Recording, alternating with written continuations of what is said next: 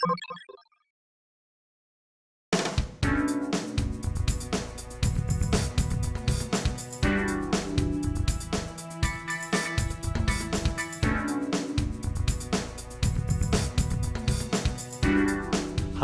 my name is Alex Williams, founder of the New Stack, and you are listening to the New Stack Analyst Podcast, a show about application, development, and management at scale.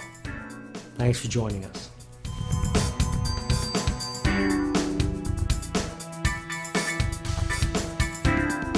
Apcera is the sponsor for this episode of the New Stack Analysts.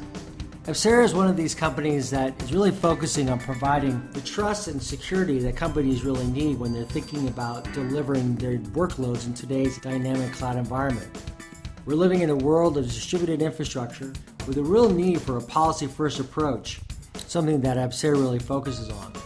Apcera delivers that increase in agility, that security, and that speed across any IT infrastructure that companies really need. You can learn more about Apcera at apcera.com. That's apcera.com.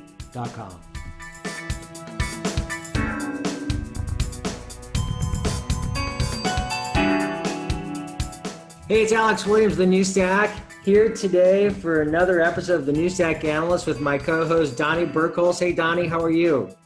Doing well. How about yourself, Alex? Very well. Good to see you here. And we also have Larry McQueary and Steve Dischinger of Apcera. Hey, guys. Hey, Alex. Hey, Donnie. Hey, so we're going to talk about NATS and the real-time message streaming platform that you guys have developed that has that integrates persistence with it. And I think it just might be best just to start off and just have you guys explain what NATS is for folks out there and how NATS is different from NATS streaming. I think there is a differentiation. Sure. Happy to. So without boring you with a detailed history lesson, NATS is a publish-subscribe message broker that is written in Go.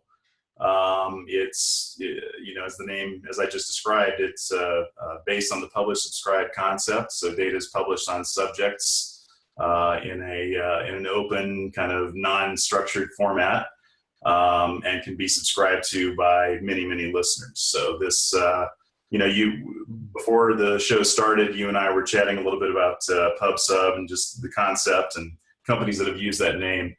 Publish Subscribe has been around as a concept for, at least 20 years. That was back in the mid 90s. That was kind of the leading competitor to, Corba, RMI, and other technologies that were being used at that time to do enterprise integration. So, Derek Collison, our founder, was one of the original implementers of a couple of very popular commercial messaging solutions. TIBCO Rendezvous and TIBCO EMS. Mm-hmm. So we've got a lot of experience in this area. Derek found himself about, I think 5-6 years ago, working with RabbitMQ. And by the way, to our friends at Pivotal, this is not trashing RabbitMQ, but he was having some specific challenges in his situation, getting RabbitMQ to do what he needed it to do.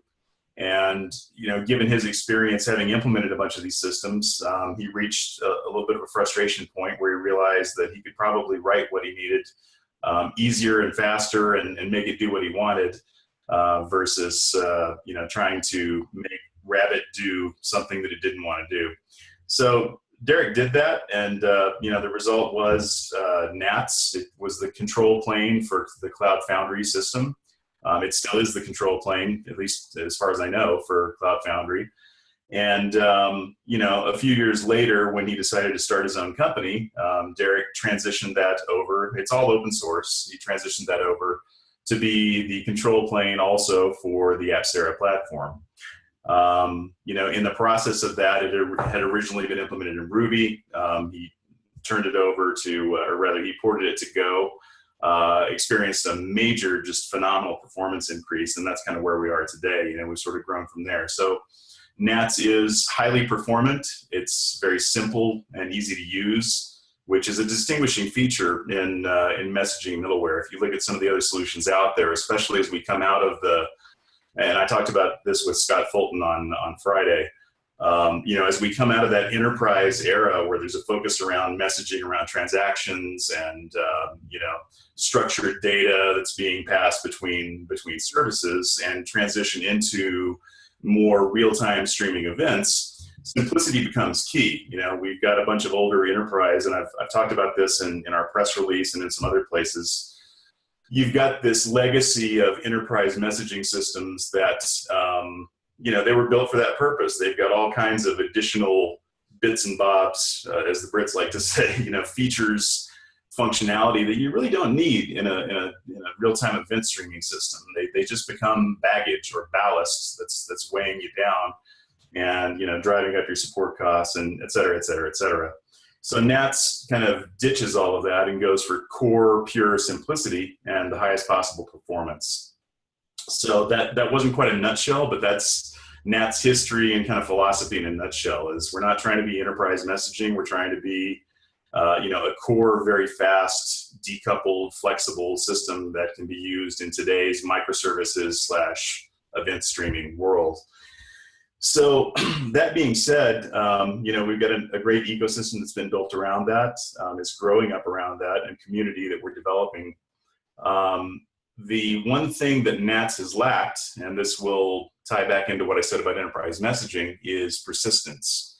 So NATS is, depending on which term you want to use, fire and forget, or spray and pray, I think is another term people like to use. So, you fire an event through NATS, you publish it, it gets distributed to whoever's listening at that time, and then effectively it goes away.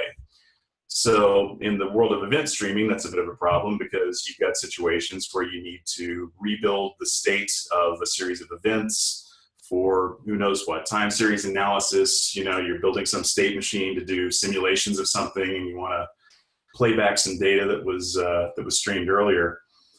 NATS is not ideal for that, because although it can satisfy scale and performance demands, it cannot easily, replay the data, because we don't store that. You've got to solve that problem yourself. So NATS streaming solves that problem by providing that persistence mechanism. We provide out of the box, and we just released our MVP last week during GopherCon. Out of the box, we support in-memory caching of data, as well as a file system-based persistent store. So it brings us up to, I wouldn't call it a full feature parity with Kafka. They do a lot of things that we don't, for reasons that are tied to their business model a little bit. But feature parity at a basic level with the things that products like Kafka do. And so the difference is really between NATS and NATS streaming is really just that additional persistence feature and some streaming features around being able to replay data from various points in time, or do last value caching. Right. One thing I wanted to ask, actually, building off of that, was, you mentioned Kafka at the end. There's a lot of open source message queues and streaming systems out there, and I think there's a lot of confusion about when is the right time to use some of the different ones. Mm-hmm. Some of the ones that I hear a lot about are, besides NATS, are things like RabbitMQ, NSQ, ZeroMQ, Kafka you already mentioned. There's a number of others as well. When do you feel like some of those are the right fit, and when is NATS the right fit and when is it not? Well, of course, we like to think that NATS is always the right fit, especially with NATS streaming out there. But that's a great question. It really is. You make a great point. There are a number of different players out there. It's a guy that we work with. One of our users, actually, Tyler Treat, and by the way, I'll even plug him. That's tylertreat.com. Tyler did kind of a breakdown of some of these. I think that they really break down into several different areas. There's enterprise messaging. So ActiveMQ is kind of the leader in a lot of our minds anyway. And traditional enterprise messaging, it's a JMS implementation that's got a bunch of additional features. That is appropriate for cases where you need to do real, order processing kind of transactional stuff, where you're using transaction managers and integrated into traditional enterprise systems. At the opposite end of the scale, you mentioned ZeroMQ. So ZeroMQ is effectively a library for building messaging systems. They don't quite call themselves that, but that's really what they are. We're often approached and asked, why are you better than Zero MQ? And the answer is, well, because we built something that already works as a messaging system. Zero MQ gives you tools where if you want to build, it's like a Lego kit. You can build your own custom messaging system based on that, which is a great solution for some folks. Some of the other ones, Kafka. Kafka, again, kind of came out of LinkedIn as, log-based streaming, and it is focusing kind of in a very specific area around, the whole Hadoop and Spark ecosystem, et cetera. I wouldn't say that they're necessarily better than us in that area, but, you certainly associate that with them. I think that really, just to get to the point, I think that NATS is something that you use when you really want a very small learning curve for development. You really just want something that's going to plug in. The API of NATS is by design very simple.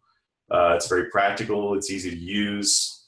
Other things like, so RabbitMQ you mentioned as well. RabbitMQ is definitely for the diehard AMQP fan. There are a number of enterprises that bought into AMQP. I have my own opinions about that, but there are a lot of enterprises that need, for whatever historical reasons, to use AMQP, and RabbitMQ has been the only stable AMQP-based system that's been out there for any length of time, that folks are using. So lots of different reasons to use these different solutions. Again, to repeat what I said a moment ago, NATS offers simplicity, ease of use, and really high performance for folks that don't want to invest a lot of time in learning, whatever the legacy is of these other applications. And I often use Kafka as an example. Great product, has some legacy in some things that those guys were doing at LinkedIn, has some, sort of focus specifically on event streaming that causes it to do some things that are a little bit hard to get your head around. It's got kind of a bunch of moving pieces depending on what version you're using. We just try and leave all that to the applications and developers. We want to provide a core tool that's as simple as it possibly can be with the smallest footprint and the least amount of complexity, so you can focus on your core, whatever your industry specific knowledge is, so you can build the best application without worrying about, how do I do messaging and how do I learn this very complex product. Right. So if I were to summarize then, just trying to get this into a sentence or two here. So if you're working with big enterprise integration projects, you might want to think about something like a RabbitMQ or ActiveMQ. If you're thinking about, you need all kinds of weird flexibility that you can't find out there, you might look to ZeroMQ. If you're looking for quick time to value, that's where you're trying to position NATS. I would say so, yeah. I think we layer into the other areas, but quick time to value is the point that I try and press. And where I see us being the biggest, having the biggest advantage. Right, and you did mention the high performance too, which is something that I've seen a number of posts from Derek and other folks talking about how NATS compared to a lot of the other things. Yep, we like to talk about that. High scale out web, B2B, things people doing, customer experience management on the web. Those are great use cases. But to Larry's point, even the way Larry can comment more on the way we design streaming, right, Larry? We're not saying that you need to take streaming if you just want to do NATS. So from a use case perspective, that core use case for NATS still exists, and we're not going to bring you the streaming unless you want it. So that was purposeful in the way that these guys designed that product. So we're expanding the NATS use case portfolio, but we're not forcing that paradigm onto a developer, which I think is important. Yeah. So to just add to that quickly, or perhaps expand on it. What Steve's saying here is that, NATS streaming kind of owes to our core philosophy of simplicity by only being a layer that rides on top of NATS, an optional layer if you need event streaming. So, you don't have to use it if you don't want it. And again, versus when compared to other products that just sort of keep lumping features in and then more features and more features, we try and keep it modular. And we'll do that, with future things you'll see from us. So will you then create almost like a framework here? Then they'll be able to then have modules that will plug in. Framework being one word for it. We also like to think of it as an ecosystem. There's certainly, as an open source project, we have a large community contributing things that we consider part of a larger framework or ecosystem for NATS. And NATS streaming, although we certainly intend to find ways to monetize what we're doing with that. NATS streaming is a part of that ecosystem as well. So what are the trade-offs with that when you have, when for you guys, your NATS streaming is not going to be bundled or integrated with NATS, and I'm just citing from article Scott Fulton wrote that although NATS streaming is now being shipped with an embedded NATS server that loads directly into the streaming process. So, will that just be kind of the pattern that you continue to do as you need to build out new features? Well, we'll take it on a case-by-case basis, but yeah, I think that's so far that's proven to be the simpler method. It allows us to preserve our investment and customers' investments in what they're doing with NATS, while not having to have kind of a parallel baseline or whatever of other products that do something similar and need to share a whole bunch of code. We just as soon keep core NATS and embedded in other processes, and we recommend this to users too. We've often been asked. And we've had a number of discussions with our user community about, providing some kind of a plugin framework. What we've really arrived at, I think, over time is that if you really need a plugin to integrate with external systems that needs to do a bunch of custom things, really the simpler approach is to embed NATS within that application. Write in and go and load NATS. NATS is fully loadable as a Go, sub process basically within your application. Yeah. So. I think the whole Docker image is what, 6 meg, Larry, for NATS? Yeah, it's one of the smallest out there, at least for. I think it's coming up being downloaded about 1.5 million times from the Docker Hub. On that. So the term we like to use, I'm not sure if it's appropriate. NATS streaming, it's tightly integrated but loosely coupled, Alex, right? Right. We integrate it deeply, make sure it's optimized. But again, coming from Larry's integration days, things are going to have to work with other things out in the marketplace. Absolutely. So you guys mentioned, the control plane. The control plane is increasingly becoming the center of conversation. About when you're thinking about, for instance, we were at Chef Conf last week, and they have this new kind of almost alternative in Habitat compared to the kind of a Docker container-based environment. You have a lot of companies that are kind of looking at, how do you manage this control plane?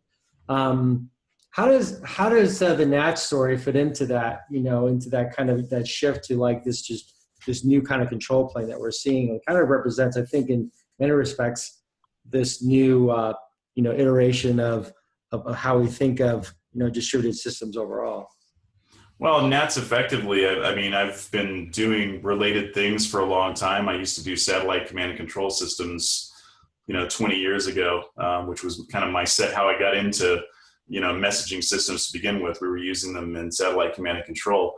I think the control plane's always been there. We've called it various names over the years. But you always, regardless of what type of system you're building, you need some type of status and monitoring, command and control fabric within any system, really. This applies to enterprise systems as much as it does to more modern microservices and container-based architectures. NATS fits in very neatly as, if you think about simplicity and ease of use, scalability.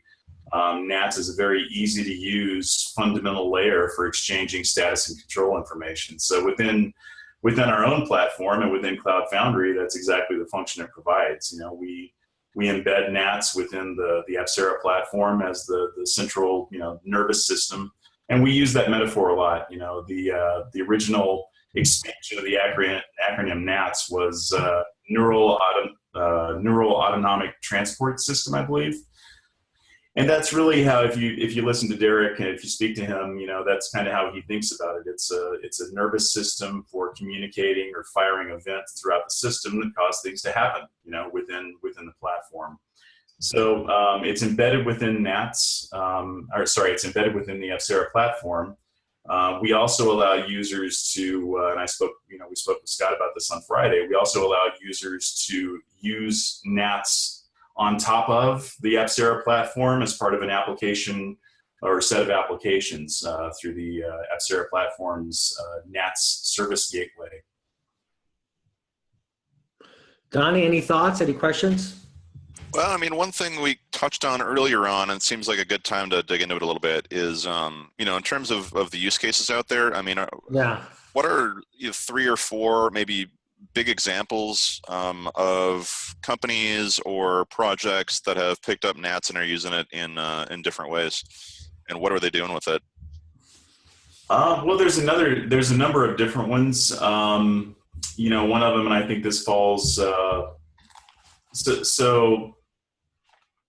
I guess if you expand on the whole control plane concept or command and control, with publish subscribe messaging, there are some use cases that lend themselves to that concept. The concept of being able to broadcast, you know, we call it in messaging, we call it one-to-many or one-to-N type messaging. You know, if you think about enterprise messaging, there's a lot of queue-based processing where one guy writes something to a queue, one guy peels off the message and does something with it. Publish and subscribe allows you to fan out potentially to, as Steve had mentioned earlier, B2B type audiences, you know, device users, handheld devices at internet scale, millions of users potentially. So one of the interesting cases that we've been looking at recently, and we hope to develop a use case with these guys, is an early warning, earthquake early warning system. And so that's an example, I guess, kind of a general example of you know, that kind of broadcast use case. You want to gather information from a bunch of places, a bunch of sensor stations, and transmit that back to a local, to a central monitoring and analysis station. You likewise want to be able to broadcast, you know, some kind of warning out to a lot of places as well, and do that all programmatically and automatically. You know, NATS lends itself to that kind of application. To use, and you know, I kind of talked about this with Scott Friday, to use one of the more traditional use cases, you know, financial applications, trading applications, anything involving, you know, streaming of things like stock quotes, etc. Are there any specific examples you can think of out there that you could tell us a little bit more about, you know, how they decided to pick up NATS, what they're doing with it? Most of the folks that are using NATS are pretty early stage, and you know, I would probably let them talk about it themselves. There's a list on our website, actually, if you go to nats.io. In fact, I'm going to go there right now so I can give you the link. Yeah. And Larry, as Larry's doing that, I'm not sure if my audio is any better at Donnie, but so yeah, it's much better. Without naming a couple names, so. Again, you know, just in the open source movement, replacing, you know, high costly legacy information, you know, software. We've had a couple of FSIs, in fact, some very large banks, create a bridge between NATS and some legacy integration software, like say TIBCO, and they've replaced, you know, in that environment, they've built a bridge themselves, and they've put NATS into some very large applications that are, you know, operational, you know, important mission critical applications supporting thousands of users, and they just dropped NATS in there with some help from, you know, our community team. We had a very interesting energy company in the nuclear management space. You know, you could apply that across anybody doing, you know, utility manager or whatnot, that went through a bake-off of, you know, this is for a management software that is real-time, feeds back into their, you know, dashboard around what's going on in the nuclear power plant. They ship it as kind of an appliance. They were having challenges with, let's just say, a software package from Redmond, Washington, you know, another service bus. You know, the thing about messaging is everyone thinks they can do it, which is why you said there's that prevalence of, but, you know, when it breaks, it really hoses you. So these guys got tired of it, and they did a bake-off between NATS and like 6 other technologies, all the ones you referenced. Being open source, we're both legacy software guys. We found out about this near the end, and they had a few questions around NATS. They selected NATS over Rabbit Kafka, and then they actually accelerated their implementation by about 3 months. because it was so easy to integrate NATS into there. We had a specific use case where we had to do some subject-based authorization, being able to make sure when you administer messages, it went to a certain subject or not. And once that was in, it was done. And that's, let's just say that's a Fortune 10 company in the energy space. And you'll be seeing a blog from them pretty soon. But I would call those more traditional enterprise use cases. And we're just seeing a whole bunch of stuff that Larry pointed to around IoT and B2C customer engagement that are coming up. And these are all, I can't use the term customers, but we call them production users of the platform. We've got, multiple dozens of people, and we're finding them every week, new people coming to us. Yeah. Which is great.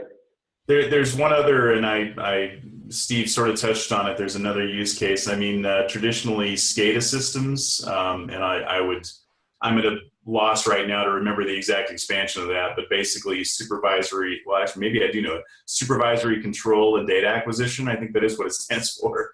So, all right, let's hear it from my memory actually working today.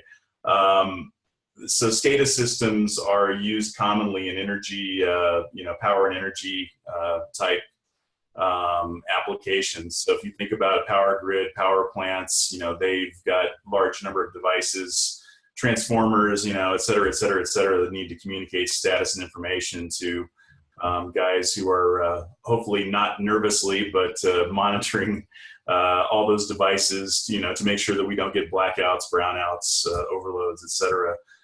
So there's a sustainable electric and gas company in the Southeast that's currently doing a proof of concept with NATS to be kind of the central, almost an integration bus, but let's call it an alternative to kind of an AMQP or an MQTT as the bus for integrating lots of different systems and devices in a power and energy type application as well.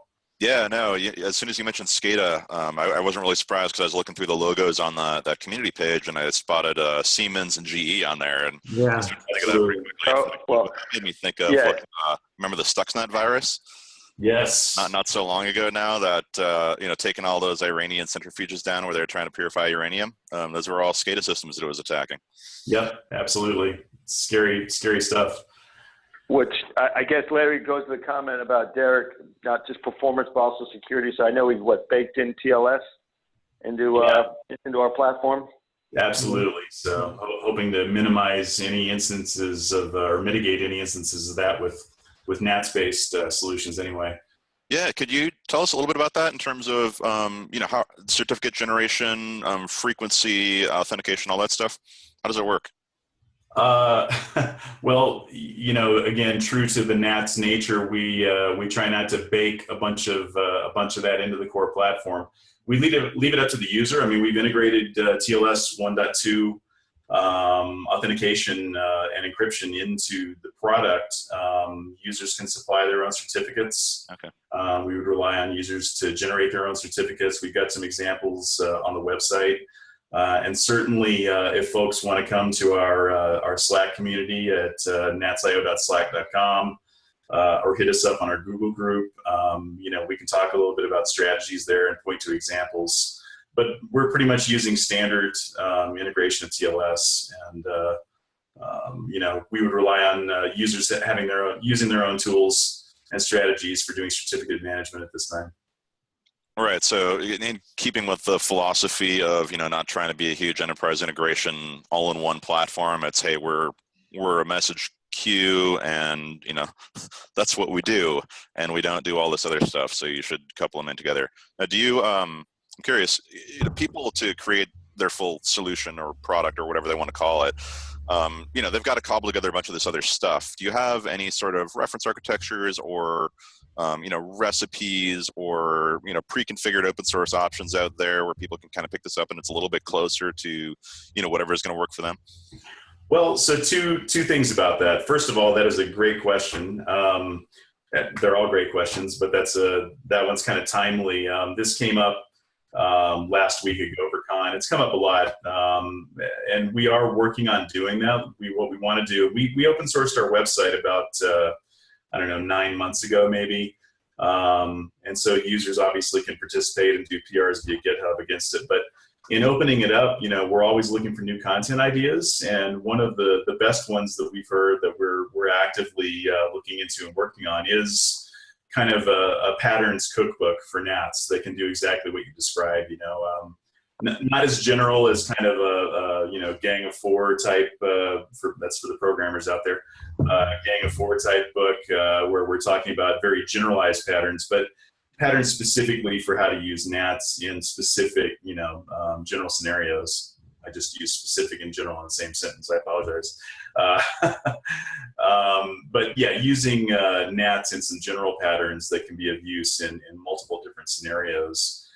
The other part, that I would say about that, the other piece I would say about that is that we have a connector framework. So the other way to solve some problems is by integrating simply with an existing system. And, you can call those adapters, connectors, whatever. We introduced a connector framework a few months back. We've already got something like 12 or 14 different connectors from the community for things like Spark, et cetera. So that'd be the other, it's not quite an answer to the recipe or cookbook thing, but it is, here's some reusable components that bolt directly into NATS and connect to something that you need so that you can then, again, connect it to some other system, which, while not being a pattern, is certainly very useful in not having to reinvent the wheel or write new code to solve a general problem. Yeah, I mean, if you're trying to be the sort of core connection engine and you can't connect to stuff, that creates some challenges.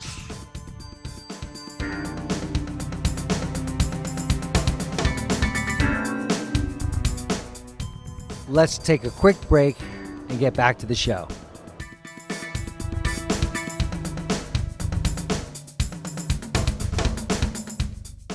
Apcera is the sponsor for this episode of the new Stack Analysts. Apcera is one of these companies that is really focusing on providing the trust and security that companies really need when they're thinking about delivering their workloads in today's dynamic cloud environment. We're living in a world of distributed infrastructure with a real need for a policy-first approach, something that Apcera really focuses on. Apcera delivers that increase in agility, that security, and that speed across any IT infrastructure that companies really need. You can learn more about Apcera at apcera.com. That's apcera.com.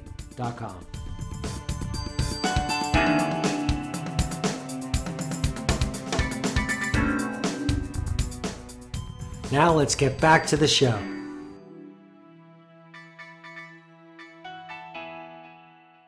Do you have any sense of what the most popular connectors are so far? I don't have that in front of me. I do well just to remember how many there are. I would bet that our community manager has that, and we could probably get you something for the show notes. Great. So, what's the story about NATS and compatibility with other services out there? So, I mean, I'm thinking, this from my just own perspective here. I mean, we talked a little bit about Apache Kafka, and it's for example has works directly with Apache Samza, and I'm just curious about kind of like you talk about it being tightly integrated but also loosely coupled. I'm curious. I think probably more generally about the ecosystem around NATS and kind of the compatible open source platforms that go with it, and what are the natural fits there? Well, the most natural, I guess it's, I hate to be overly general or inclusive about it, or maybe I don't hate that, but, I wouldn't really narrow that answer down very much. I mean, if you look at our website, if you look at the downloads page, in fact, at nats.io, plug nats.io/download, you'll see there's something like, and I've lost count, I literally have, there's at least 14 different client libraries for NATS. So given that your methods of integration are either direct language, developing something in one of those supported languages, or using a connector, those are our main integration points. I think that generally that long, extensive list of client libraries, it's more extensive than most other systems out there, frankly. Some 7 of those or 6 or 7 of those are supported by Apcera. The rest are supported by the community. When you combine that with the growing list of connectors, the ability to integrate with other things is pretty endless. So I apologize if that's an overly general here, but fair enough. Yeah, I mean, one consistent thing we seeing more and more of is just Docker, from a microservices standpoint, where you can build bigger platforms around container management, but we're seeing a lot of our users just integrating. You're looking for a control plane with specific containers, specifically Docker. In fact, Docker just came to us right before DockerCon, and we were always a certified, or I forget what they call that, certified image, but they just promoted it to be, we're part of the beta launch of the Docker store. And so we're seeing just a lot around that. And then, Redis and a few things like that seem to be very, very popular with our users. So how is NATS more suited? I mean, we have, we're obviously going through this shift right now where, we had, VMware and the virtualization world and, really focus on the machine and, Docker and containers are focused much more on, the application. We hear this term about application-centric, infrastructure. I'm curious about, what's the difference here, that people need to be thinking about as they're kind of making these, these changes themselves when they're and they're working in these these heterogeneous environments that kind of have this mix of virtualization and container-based infrastructures.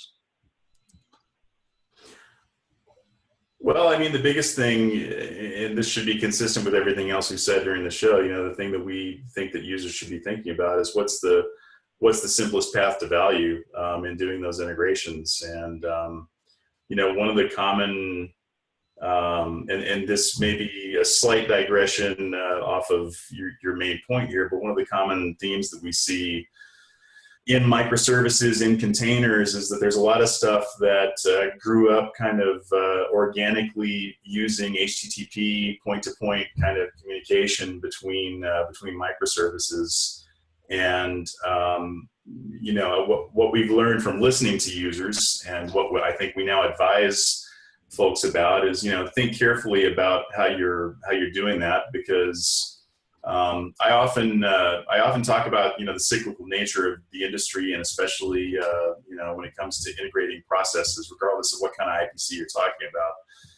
We've been through a cycle where we went from point to point, lots of point to point connections back in the client server era, to kind of publish, subscribe, and Corba and other more distributed services. To SOA frameworks for EAI and for enterprise SOA systems, and now we're almost back full circle to this kind of point-to-point philosophy.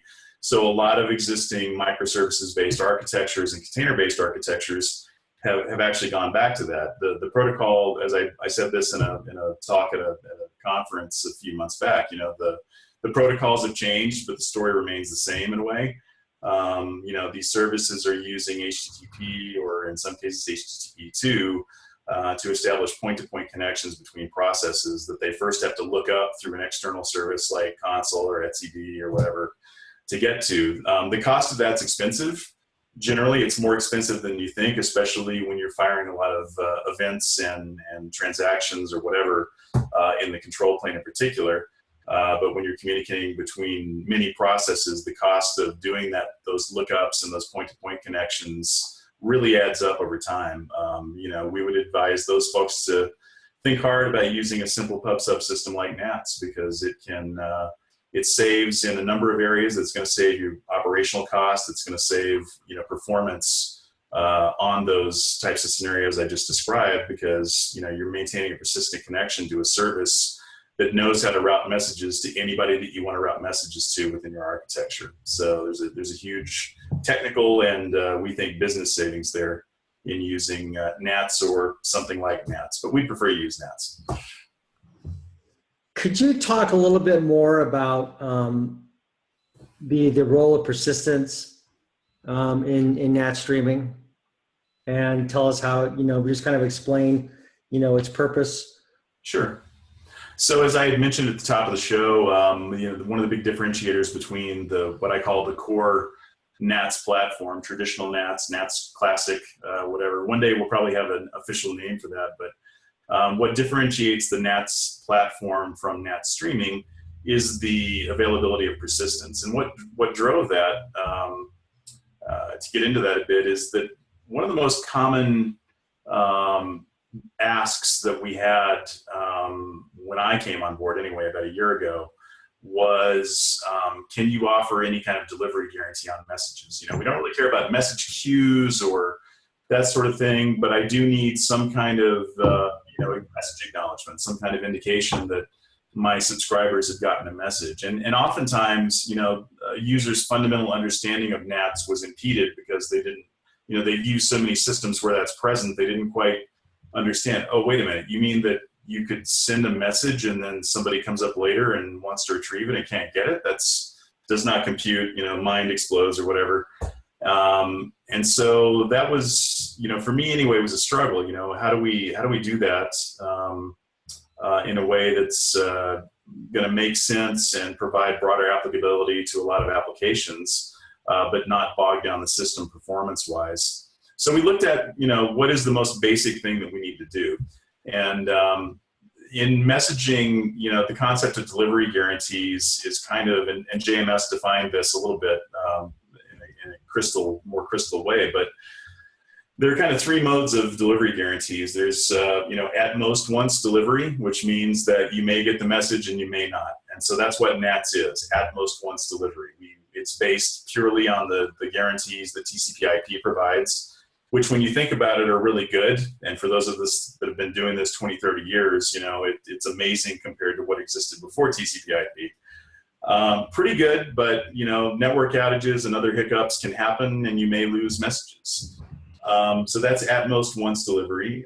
Then there's exactly, well, let me leave that for last. So there's then at least once delivery, which means that you're going to use message acknowledgements effectively, and you're going to guarantee that the message will, because you're acknowledging at each hop of delivery, you're guaranteeing that message will be delivered at least once.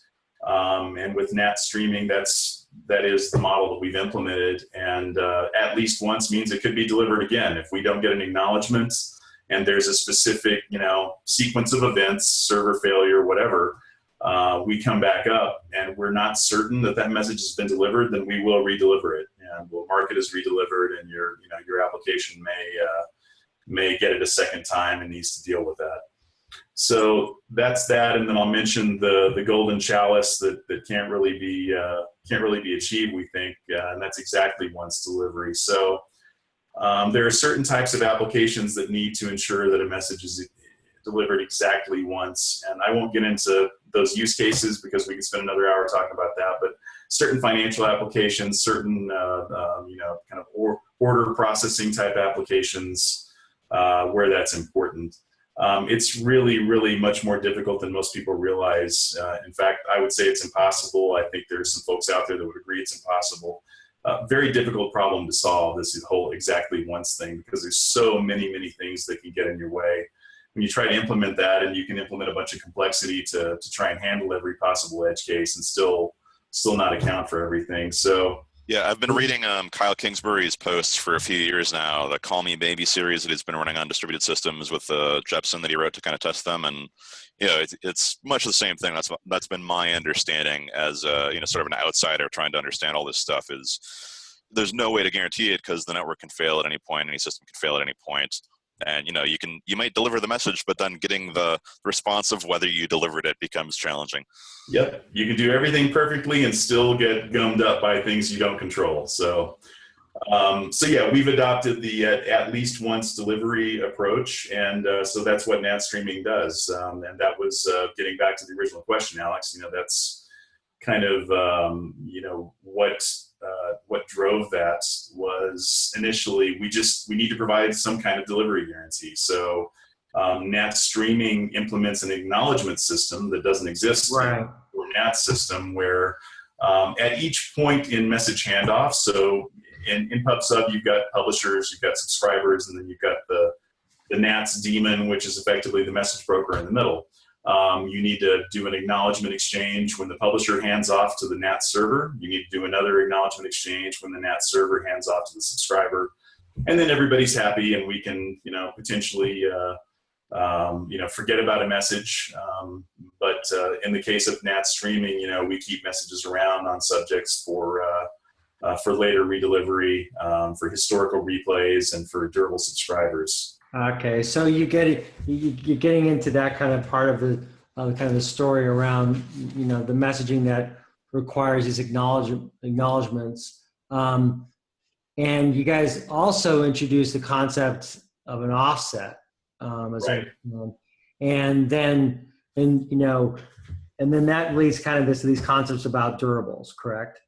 I'm curious then about how the PubSub story fits into that. I guess the PubSub is kind of the mechanism for filtering and controlling and managing all those message environment.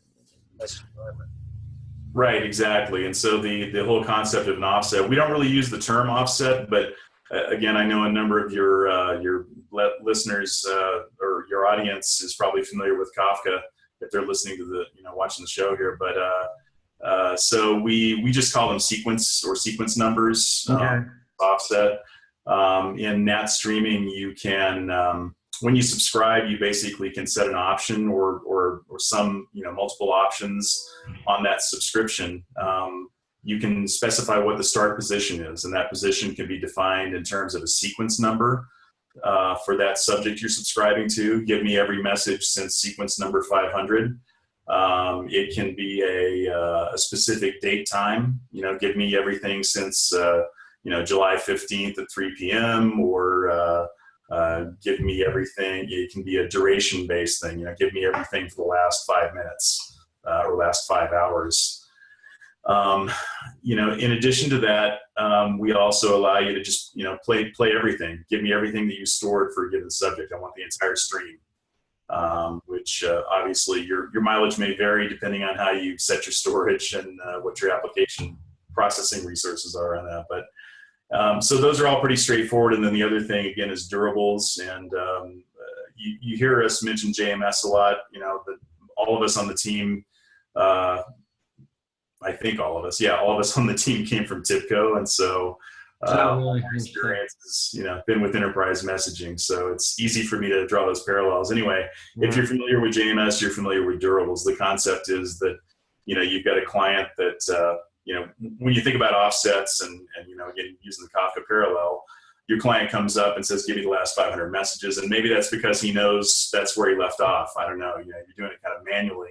There's another class of clients that really doesn't want to keep track, or maybe for complexity reasons can't keep track of where it left off. It may come and go. It may be something that's on a lossy network or on a mobile device or even a vehicle that's coming in and out of range of networks, and it just needs to pick up where it left off, and it needs the server to keep track of that. That's really what a durable subscription is. You just subscribe to a subject and you basically say, keep giving me messages, and then when I disconnect, mark where we left off with the last acknowledged message, and then later on when I reconnect, just start me back up where I left off. So, Steve, you were, I have a question for you. Kind of like you mentioned this kind of in back channel conversation we've been having about how there's kind of this we see this kind of with microservices, right? These lots of point-to-point connections between microservices using HTTP, for example, and something like console or etcd, and instead using PubSub, right? So the value of PubSub, can you then just clarify the value of PubSub in that context? Yeah, I mean, Larry, you might be better equipped to take that one on. Oh, the value of PubSub versus HTTP2 and the console etcd. Yeah, well, as I mentioned earlier, I think the main value is that you're maintaining, from a technical perspective anyway, you're maintaining persistent connections between process, persistent lightweight connections. PubSub and the NATS, everything about NATS is more lightweight than using HTTP. In general, it's a very lightweight connection. It's a very lightweight protocol. So to transmit, 100 bytes in each direction between applications only takes maybe 110 bytes to accomplish. Whereas with HTTP, sending 100 bytes between one process and another could actually take 300 bytes just because of all the protocol stuff that's going back and forth and the envelopes. I'm making up a number, but the point is that HTTP has a lot of protocol overhead associated with it. So when you start thinking about applications that need to send and receive potentially thousands of messages a second, or even just hundreds, that's a lot of additional overhead in those transactions. So like I said earlier, the simple, the setup and tear down of a connection just to send data, which most of these applications that are currently implemented in HTTP do, along with the overhead on the connection itself as you're passing data back and forth really adds up. NATS as an alternative doesn't really require any lookup because NATS provides that decoupling of applications. Applications just need to know, here's a NATS, one member of a NATS cluster that I can connect to, or here's a list of NATS servers I can connect to. That's all they need to know for the lifetime of the application. Everything else is, anytime I have this type of data, I publish to a particular subject, or anytime I need a certain type of data, I subscribe to a certain subject. So the cost of configuration operationally over time greatly decreases. So we think that's a major advantage from both an implementation and operations standpoint versus HTTP type integration. I know Donnie has to get running, and so I thought we'd conclude things here. And Donnie, you have to run, you got to go. But I guess I'm curious on kind of where, what are some of the projects now that are underway to speak to the next evolution of NAT streaming? I would say that all of our existing users are looking at NAT streaming for different applications. One of the ones that I mentioned earlier, again, we came from a commercial background, and so we're a little bit hesitant to talk about users because that's kind of their story to tell until they go public. But I mentioned a sustainable electric and gas company in the Southeast that's working with NATS. That was actually one of their core requirements is, they need to track historical data within their, control grids, et cetera, for some of the same reasons I mentioned in general towards the top of the call. They need to maintain historical state information so that at any time they can replay kind of what happened in a series of events, either to troubleshoot an anomaly or for auditing purposes. So that's one example. Steve, can you think of some others that have already done? Yeah. Yeah. Well, I'm not sure. Yeah, Alex, I'm not sure if your question relates more on customer use cases or kind of where we're taking I'm mostly interested in the technology architecture kind of. Yeah. Yeah. Like, well, I think some of the persistence layer that is probably going to be, there's continue to evolve. Yeah. So I know the product team's already looking at some advanced clustering capabilities, and I think as easy as NAT is, we still seem to see requirements popping up for delivering this almost as a service. So we may be looking at options around that as well. Okay. Yeah. Sorry. Yeah. So those are the kind of things I think we're looking at. Yeah, so sorry, I misunderstood the question. So, I think I was using projects. I was probably using it incorrectly myself. So yeah. No, well, Steve captured it. I think the other thing is just expanding in the same way we have with NATS, expanding the connector platform for NATS streaming so that you can get that integrated into other projects, other technologies, and then just expanding our list of client APIs. It is a separate API for NAT streaming versus NATS, very similar one, but it's a separate API. So we want to get community contributions ramped up, as well as we got Java and Go out there. We're working on implementing Node.js and some other .NET and other APIs. So those are the things on the plate for right now. To be able to extend that kind of opportunity for people to use it who may be more familiar with another programming language. That's right. Yeah, absolutely. That's kind of the key. I think right now Node.js seems to be very popular in the community. Well, please keep us posted on that. We're one of the things, speaking kind of to where our conversation started, Larry, we're very interested in kind of deeply putting deeper coverage in kind of around these communities around the Go programming language and Node.js as well. And so yeah, I'll tell you what, Alex, were you at GopherCon this past week? I didn't get to GopherCon this year, unfortunately. Oh my God! Just going back to the summary, Bill Kennedy. I'm not sure if you know Bill. Hosted a hack day, Larry? Is that what he called it? Around that. And I think we had standing room audience. We were as popular as the Docker one. And, I think his comment was like, I kind of took a risk there, guys, but, I had this thing up and running in my lab like in 10 minutes. And then he gave a 2+ hour overview of building a NATS application. And it was just, the response was just amazing. We had people from Uber, from LinkedIn in the audience, and Larry and the engineering team happened to be in Colorado, and they were swarmed like 3 deep after the session with technical questions. So the strange thing is, if you talk to Derek and Larry, I think what they're seeing is they thought this technology was out, the whole concept, but it's really a renaissance coming back to maybe some of the stuff that Larry was talking about the lightweightness, versus some of the other like HTTP protocols, but right. It just seems to be an amazing amount of, not just for NATS, but this market segment of technology. And you know what? There's not a lot of people with a lot of experience in this space. So we feel like we put together this, small team of, with unique experience. So I guess stay tuned. What would that market segment be? How would you define it? I mean, message-oriented middleware. I mean, is that what you call it, Larry?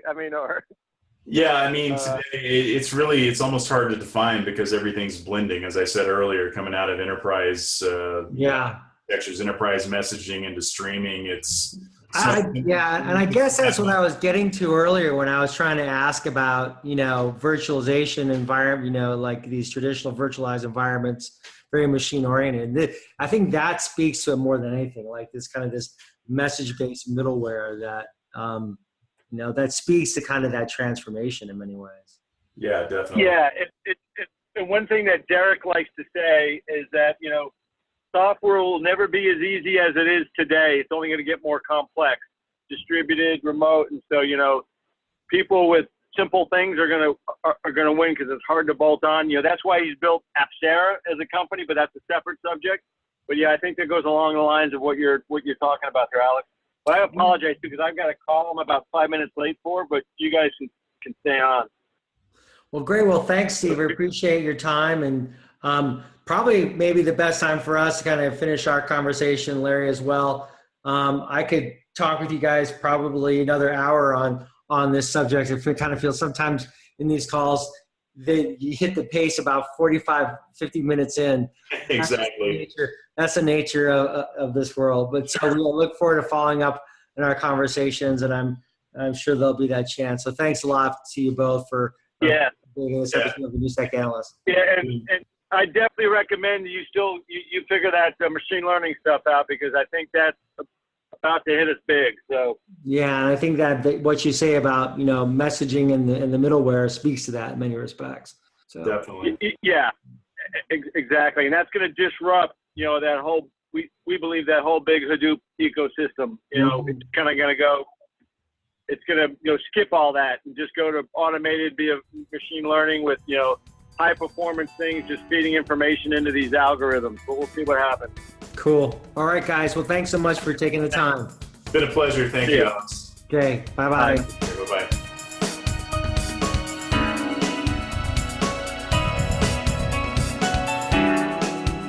Apcera is the sponsor for this episode of the New Stack Analysts. Apcera is one of these companies that is really focusing on providing the trust and security that companies really need when they're thinking about delivering their workloads in today's dynamic cloud environment. We're living in a world of distributed infrastructure with a real need for a policy-first approach, something that Apcera really focuses on. Apcera delivers that increase in agility, that security, and that speed across any IT infrastructure that companies really need. You can learn more about Apcera at apcera.com. That's APCERA.com. Thanks again, and I hope to see you back at the show. Bye-bye.